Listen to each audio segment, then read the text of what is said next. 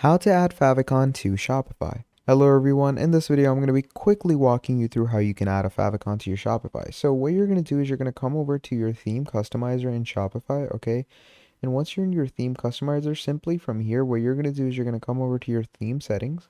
And once you come over to your theme settings, what you're going to do over here is you are going to go into logo, and here it says favicon image. So you're going to select the image that you want for your favicon, go with whatever constitutes your store. I'm going to go with this one over here. I'm going to click on done, and it's going to make that image your favicon image. Okay, so once you do that, just click on save, and when someone views your store, this favicon image is going to appear. So let me show you just to cross verify it. Obviously it might not come right now, but that is how you are going to set your favicon image. So there you go. You even got the favicon image right there. So yeah, that's pretty much about it. Thank you for watching, and I'll see all of you next time. Goodbye.